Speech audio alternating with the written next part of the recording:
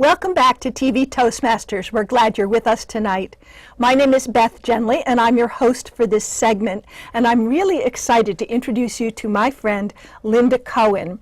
Linda Cohen is the Kindness Catalyst, and she speaks to organizations on the economy of kindness. She helps leaders of organizations recognize how kindness transforms your bottom line. And before she got into this, she wrote a wonderful book called 1,000 Mitzvahs. Welcome this evening, Hi, Linda. Beth. So nice to be here. I'm glad you're here. How did you get from 1,000 Mitzvahs to what you're doing now?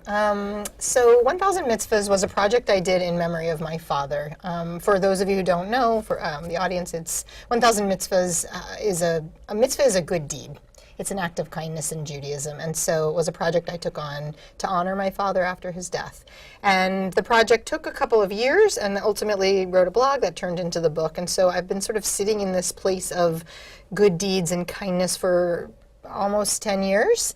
And recently I realized that it doesn't have to only be a personal thing that we do in terms of kindness. It can really translate into corporate culture. So my Economy of Kindness workshop began to be something I saw could take a look at something happening more in the corporate and business aspects. Awesome. So why is creating a culture of kindness in an organization important? Well, let's say you don't have a culture of kindness. I don't know how you feel when you go to the DMV. I don't particularly like that experience. I think a lot of people talk about that like a root canal. But I think that there's a sense there that our time doesn't matter as customers sometimes. I mean, I don't know if you feel that way, but so it's not particularly the most powerful place to be when you don't necessarily have that as something you're looking for. So a culture of kindness, I think, a good example here in the Portland metro area is a company like New Seasons Marketplace, a wonderful store that really embodies this idea of being the friendliest store in town that went from one store 17 years ago. I think they have 17 or 18 stores now. I know they're expanding out of Oregon. So they empower their employees to really embody that kindness mentality. So that's a culture of kindness that can really transform your bottom line. That's wonderful. Can you share a policy that would be considered a kindness policy, specifically like an HR policy? I mean, so I know a company that had an employee who had lost her brother suddenly to suicide, and she didn't have enough time on PTO to be able to take time, and her fellow employees gathered together and gave PTO time. So that was something that the company could offer that employee, and I would consider that a policy. That's a kind policy. I think also a company that maybe I know of a company in California that gives vacation time and extra vacation time if you use it for a service vacation. So if you're going to take time off and go do something, help the turtles, or go to India, or something like that, they want to encourage their employees to do that, and they'll give you more time off for that. So a couple of policies maybe that would look like that. I know Umpqua Bank gives their employees all kinds of credit for doing volunteering. They get. Yeah. It's pretty standard. Yeah. A lot of banks do that. A lot of community, credit lending places also do that. And I think it's beginning to be more and more important. And another reason why a culture of kindness is important is because it's going to help you recruit new employees. You have the millennials, and they notoriously want to work for companies that they feel are giving back to the world. So as we have more millennials coming into the workforce, and I think they're all probably, I don't know what the actual number of when millennial is, but they're looking for companies that would have a kindness culture. I think many of us will. Yeah, exactly. Working for a place that's kind and that makes a difference in the world is far preferable in my mind. Of course. We spend so many hours of our day at the workplace. We want to feel, that's another thing I would think in terms of, it's not a policy, but I think if you want to think about recognition, that can be something that can be a culture of kindness kind of thing that you'd be doing in the workplace. Making sure you recognize your employees, and maybe if you don't have something that's an official way to capture that. Many companies will have something where they have an official way for a customer or a client to tell the employees they've done good. A lot of hospitals do that. But then, it could just be simply, I'm noticing another employee of mine who's doing something great, and I want to recognize them, and my company might have a little reward system for me, and shout it out at their meeting. So, valuable way to feel like you make a difference in the bottom line of your company. So. it can make a difference in your week to say, oh yeah, they noticed Right. that I did this. Right. And yeah. Absolutely. Yeah. So what role, if I'm not the boss, if I'm not setting the policies, how can I play a role to move my company toward Right. kindness? Right. I mean, I think anybody at any level of a company really has that opportunity. I think you could be, and I, spoke recently at a Department of Early Learning Education in Washington State, and they were talking about just walking down the hall and being friendly to people and noticing there's a new person who just started their job and going and introducing yourself to them and maybe taking them out for lunch and just making them feel welcome. So a newcomer policy would be wonderful. Maybe you're the one who creates some kind of a kindness committee within the company that says, I really want this to be a value that we have, and maybe you take it up to your manager that this is something you'd like to instill, and then talk about, can we have a jeans day that we can then donate money to a nonprofit? I think there's a lot of ways, depending on where you are in the company, that you can get involved and make a difference. I don't think you have to be the CEO. So. Okay. Well, here's a question you asked me to ask you. I'm not sure what this means. What relationships can be enhanced in an organization through kindness? Oh, okay. What does that mean? Yeah, I would say that there are multiple relationships. You've got the manager to the employee to the employee, the employee to the customer. And I think all of those relationships can be enhanced with looking at ways I'll take thank you notes, for example. Another very simple way you could cultivate kindness, right? I know a company up in Canada, I heard about this summer, that every Friday they break open wine, very great company, break open wine, and at happy hour they write thank you notes for the week. Something that's happened that week, whether it's to the customers that they've served or to each other. And I feel like that's a way that you could have a relationship with any of those different relations, whether it's your manager to you, whether it's you to another employee or to your customer. So I've noticed that it is very unusual now to get thank you notes. I try to write them. I don't always get to it, but right. I've noticed that it's far less of a value than it was when I was growing up, when my mom was all over me. Right. And if you do it now, it's possibly going to be a text or it's going to be an email, right? Yes. It may not be that. And when you get one of those in the mail, I mean, I don't know if you get one, if you've worked with somebody and they send you one, you do notice it. Yes. You absolutely do notice it. Yeah, so that I do think that we're moving away from that place where it's standard, and so it feels a little bit special when you get that opportunity. So, Yeah.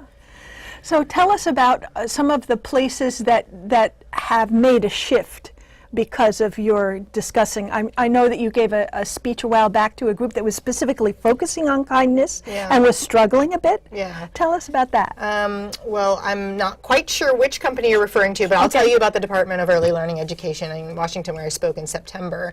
And they, one of the great things about being a speaker is that you can engage the audience. And so I was able to engage them about what are you doing currently that's a culture of kindness.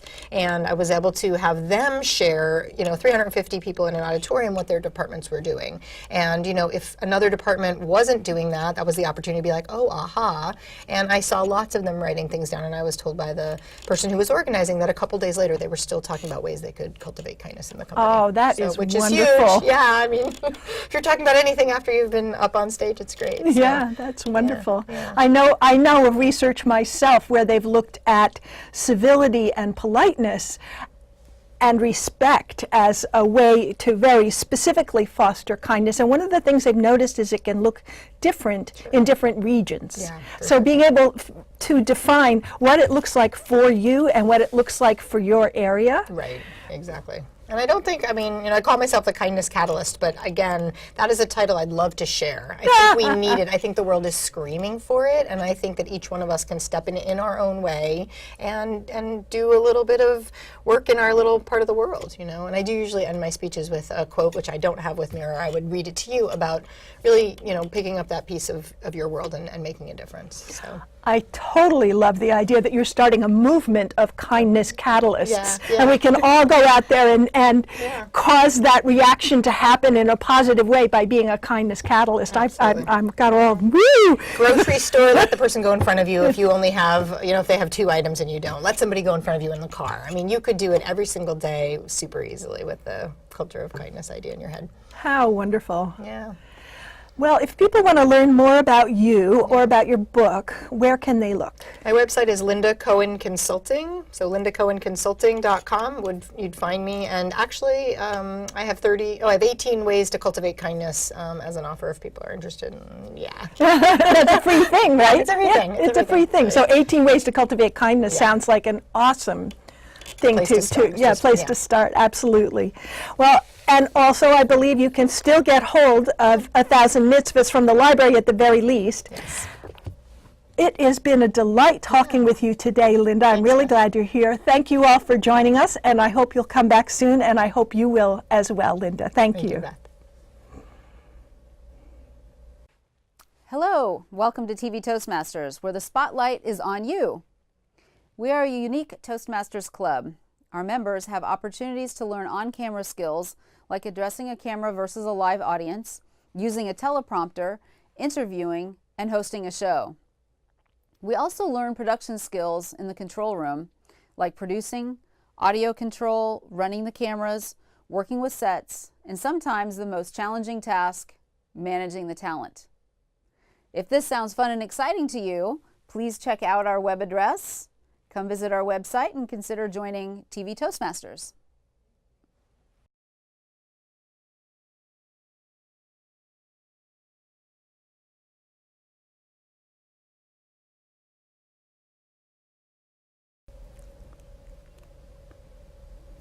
Welcome back to the program. I'm Eric Bergman, and I have a great, entertaining guest for you tonight.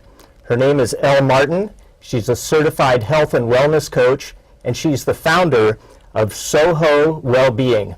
And Elle has a slogan, "Eat less sugar, you're already sweet enough." Please welcome Elle Martin. I'm so glad you could be here. Thank you, Eric. It's a pleasure to be here.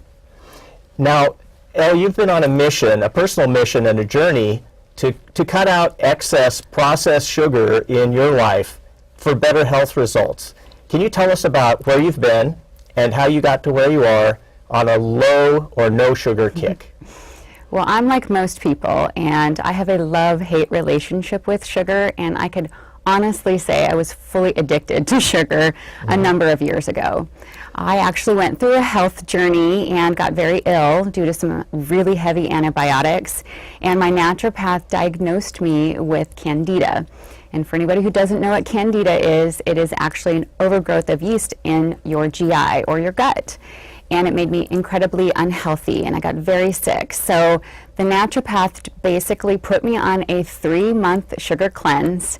And if nobody's done that before, it is very difficult. And I really became very cognizant of what I was putting in my body and really looking at food differently. And I discovered foods I'd never eaten before and cooked differently and looked at food that I purchased off the shelves in boxes and bags and started to see how much sugar was in my food.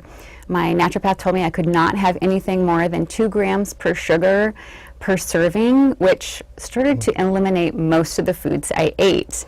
I started to make my own dressings. I started to look for ketchups, things you would think would never have sugar in them, and they did, and lots of sugar. So it completely changed my diet for the better. The 3-month sugar cleanse was difficult, but it changed my life, and I'm much happier and healthier for it. Great. Now you talk about how much hidden sugar there is, especially in processed foods that we tend to eat. What is the typical American eating every year in terms of that added processed sugar? It's shocking. So the average American eats about 152 pounds of sugar a year. That's 152. That's an entire person. 1.2. Yeah, it's shocking to say the least. And the average American eats about 60% processed food. So that means there's hidden sugar in just about everything. It's in your fast food, your box food, your bagged food, and again, food that should never have it in it. So it's no wonder we're kind of hooked on sugar. Why is it that our bodies crave sugar, or is it our minds crave sugar? Why do we have this attraction and this addiction that we can develop to this product? It is an addiction, and we call it addiction for a reason. Sugar is really as addicting as nicotine or cocaine, and it's about 8 times as addicting as cocaine. So it is not our fault. Like drugs, when we eat sugar, it releases dopamine in our brain, and like drugs, we get sort of hooked on the high we get from eating sugar, and it starts to take more and more sugar to get that same high, just like with drugs. So it's really not our fault because it's somewhat chemical, but it's also what we're getting hooked on just emotionally, and the idea of being able to put that sugar down and see it differently is going to be key in getting away from that addiction. Not all sugars are created equal. I mean, there are many fruits that have natural sugar that our bodies know how to handle and which we crave too. Yes. Can you distinguish between some of the good versus some of the bad sugars that we might encounter typically in our daily life? Absolutely. So when I coach people, the first thing not the first thing, but one of the first things they ask is, do I have to stop eating fruit? And I say, absolutely not. Fruit is very healthy for you. There are certain fruits that have more sugar than others, like melons. Watermelon especially is very high in sugar. So if people are interested in eating sugar, berries are the great alternative. Eating berries with a little protein like nuts or seeds can even help kind of with that glycemic spike, which is what you want to reduce. Things like high fructose corn sugar are the evil of the sugars. And just to elaborate on that, high fructose corn sugar is a man-made substance. It's nothing natural about it. So it takes about 3 times as long for our body to process it. And it's really difficult for our body to process it. So it's a stressor on our kidneys and our livers and our gallbladders. So it's one of those things that you really want to remove from your diet. It also reduces your leptin, which is the hormone that keeps you satiated or stops you from eating. So as you're eating more sugar or more high fructose corn sugar, you're reducing your leptin, which is making you eat more and get bigger. So how did you start to take control of sugar addiction in your life? Maybe you could go through some of the more of the steps that you took and steps that we could take. Yes.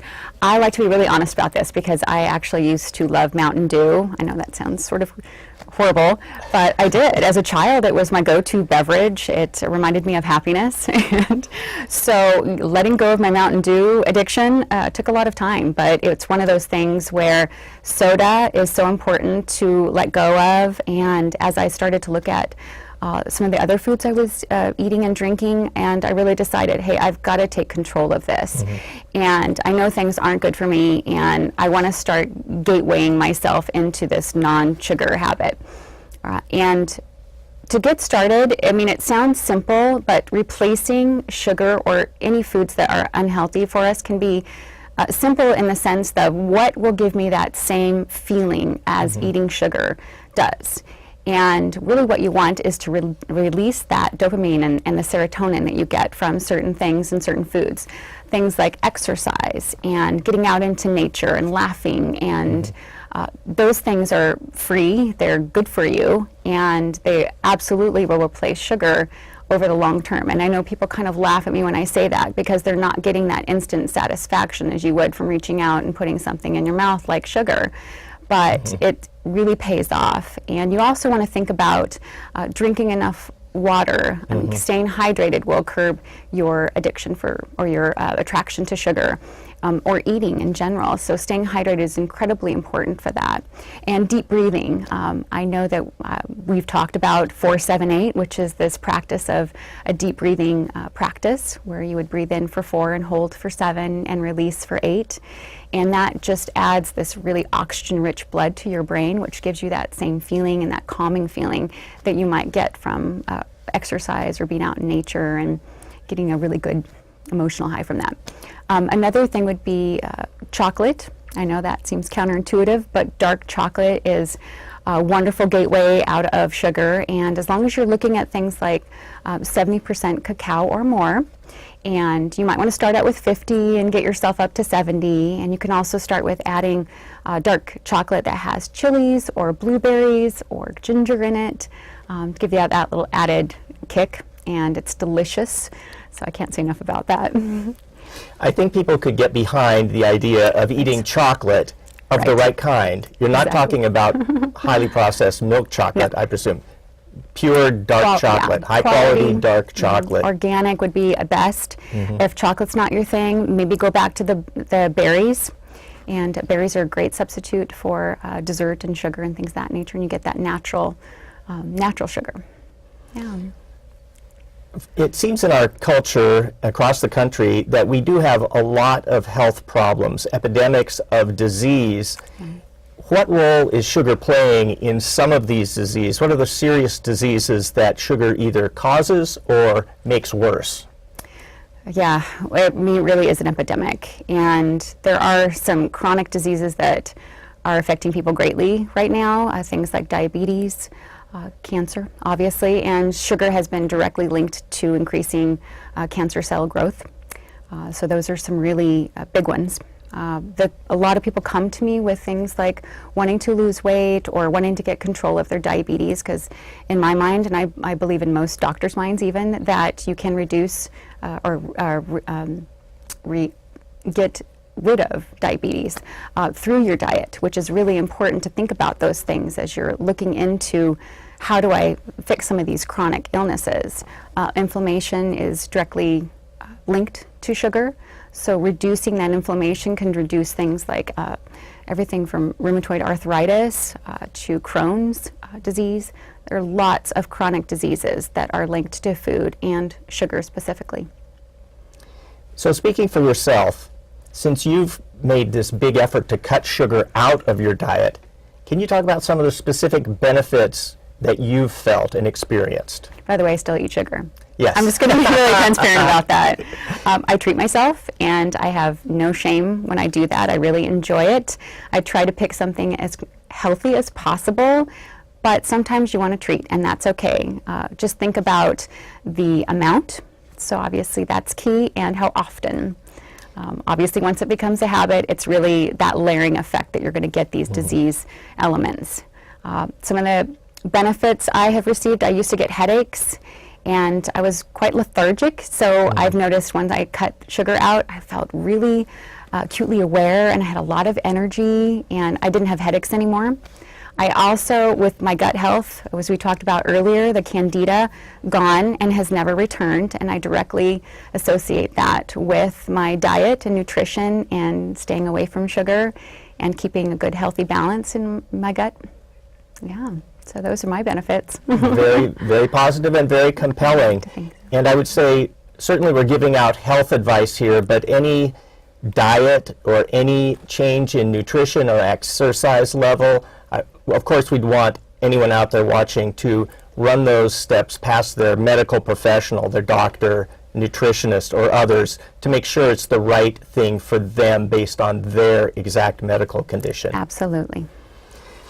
Let's see, for people who want to learn more and get more information and more inspiration about following a new path and getting rid of sugar, or as much sugar as possible, how can they find out more information from you? Yeah, people can follow me on my social media platforms on both Twitter and Facebook at Soho Wellbeing, SOHOWELLBEING. Well, great. I so appreciate you coming here tonight and talking about the health horrors of sugar. And we'll end it right there, and we hope to see you again in the future here on our show. I joined Toastmasters to improve my speaking, listening, communication, and leadership skills. Toastmasters gave me Incredible confidence, Confidence, confidence, great listening skills, poise, great leadership skills, leadership skills, the ability to speak in public, strength, a captive audience. quality feedback from the more experienced Toastmasters. Toastmasters really helped me improve my listening skills. sales skills, opportunities to go to different groups and widen my whole horizon. Toastmasters has given me a more focused me, and I'm a much better listener. Toastmasters is fulfilling. It's a great place to fail your way to success. wonderful way to meet people, Networking. strength. It's addictive. It's a club of self-improvement. It's an experience, it's a ride that you won't forget, and you'll enjoy it every step of the way. Toastmasters helped me land a kick-butt job. I sang at one of my table topic speeches, and people liked it and applauded. My business is doing great, and I'm very, very grateful to Toastmasters. It's been a great experience for me. Thank you, Toastmasters. Thank you, Toastmasters. Thank you, Toastmasters, for giving me so much confidence. Thank you, Toastmasters, for everything.